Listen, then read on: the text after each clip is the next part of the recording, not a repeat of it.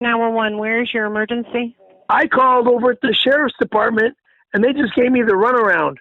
I need to talk to Detective Banachek, Banacek. Banachek. Hold on. Where's your emergency? Don Barris's apartment complex. What's the address? At 11 West Hollywood. Okay, what's the emergency? There was a guy that was thrown out of an apartment building window on the 3rd floor. Dead. What? Dead. And what is your name? Perry. Okay.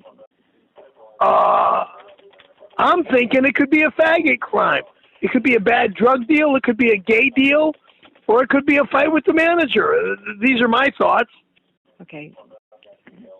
I want you to stay on the phone with me, okay? Are you all right? Look, I saw this happening on the news at 12 noon. So the murder happened either early this morning or late last night.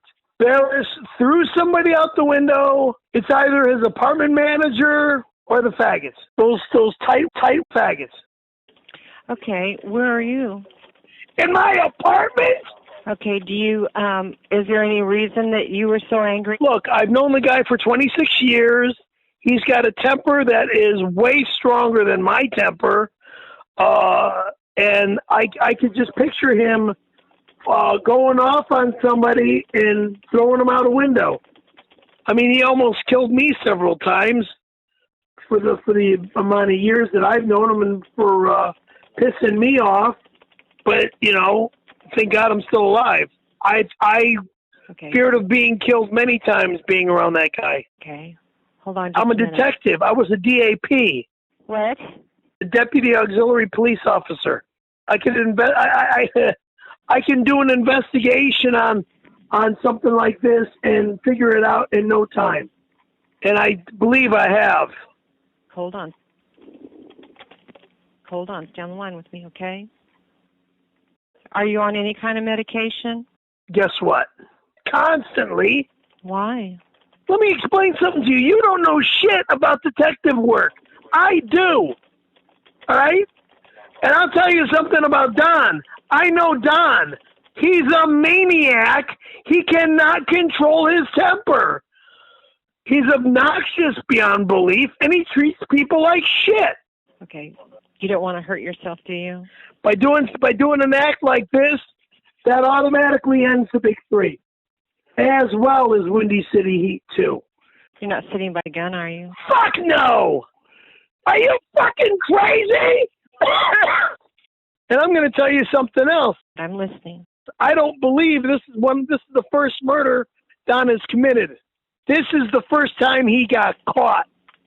Why? Don Barris is one of Satan's demons. That's why I call Don Barris Satan the devil. He's fucked up big time, and he's got the devil running through him like you have no clue. By murdering an upstairs neighbor, that totally makes him a demon. Well, you just take a deep breath. We have deputies coming, and they're going to help you. We're here to help you, too, okay? Oh, boy. Okay. We're talking with our sergeant now. He's almost at your house. When he gets there, what he'll probably do is ask you to come out, okay? Okay? Yeah. Okay, I'm going to stay on the phone with you, though, and talk with you. That's okay. And you can talk to me. I'll listen. Is there anything you want to talk about?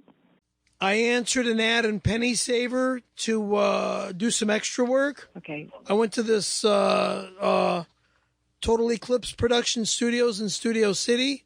Okay. And I was hired to do extra work. I went and did a commercial for Alvarado Hospital. It was a billboard ad, actually, with a bunch of doctors up on this big high platform. Okay. And I was dressed up like a doctor and everything. But on set, there were tons and tons. I mean, there was about 1,000 beautiful women there and about 100 different guys. But the place was the Magic Mountain Studios was mostly loaded with these gorgeous, gorgeous, gorgeous babes. Okay. And I'm going to bring out one of them looked like Shannon Duarte. Okay. And her and I hung out a little bit. And we talked a lot and stuff after I was hugging and kissing the majority of the girls there.